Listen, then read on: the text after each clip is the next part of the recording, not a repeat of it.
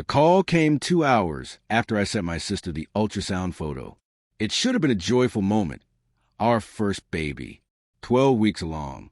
My wife smiling through morning sickness, me fumbling with excitement I could barely contain.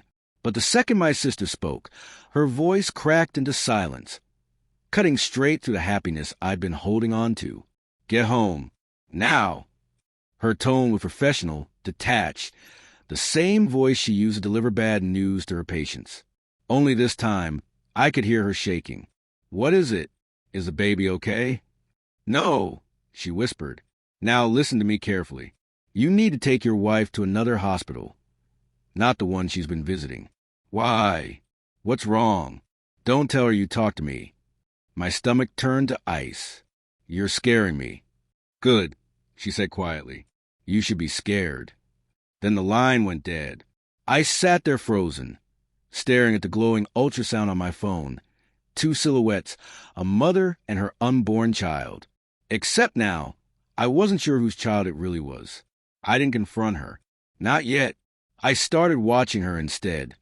The way her hand rested on her stomach, like it belonged to someone else. The way her eyes darted whenever I asked about her doctor appointments. Something was off.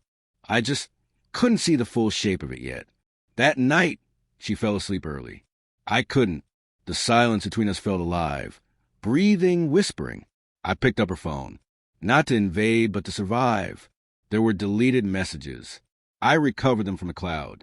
A man's name appeared again and again, hidden beneath hospital contact labels. Dr. Harlan, her obstetrician.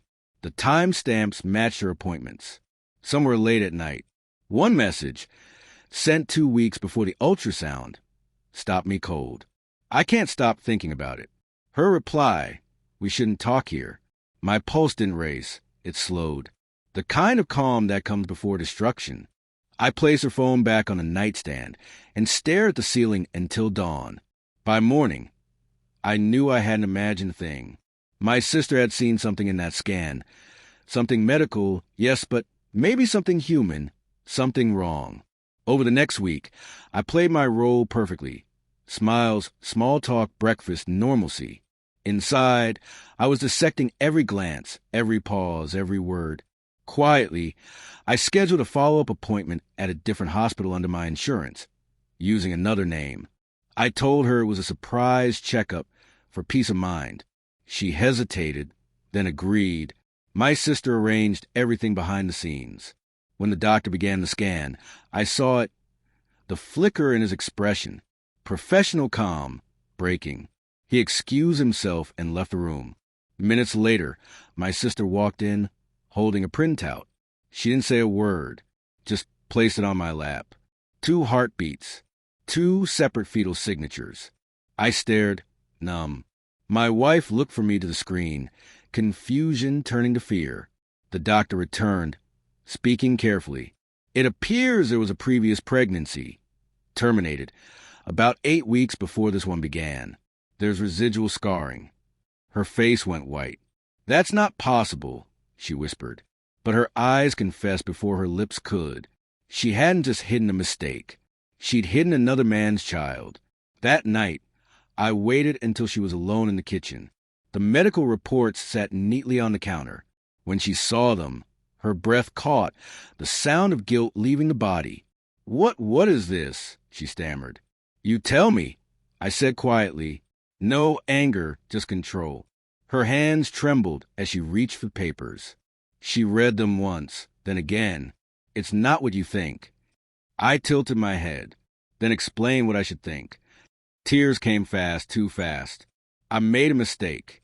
Before you came back from your work trip, it was over. It meant nothing.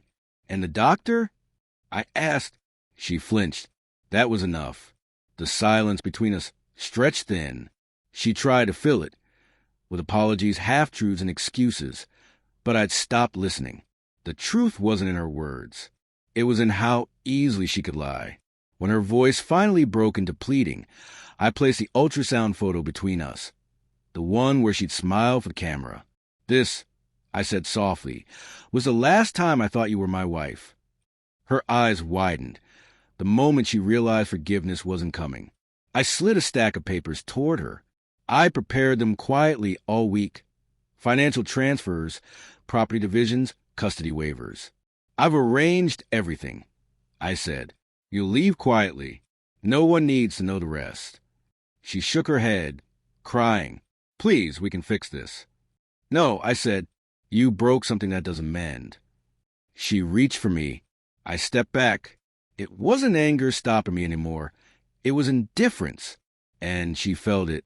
That cold, hollow absence of love that cuts deeper than rage ever could. She left 3 days later. No words. No scene. Just a car door closing and a silence that stayed behind. That night, I sat in the nursery I'd painted myself, soft gray walls, a crib that would never hold a child. The ultrasound photo lay on the dresser. I stared until the image blurred, then tore it cleanly in half. Not out of hate, but out of necessity. The truth had already rewritten everything. When people ask why I live alone now, I tell them I like the quiet. But the real reason is simpler. Silence never lies. Thanks for watching. Don't forget to like, share, and comment. Subscribe now.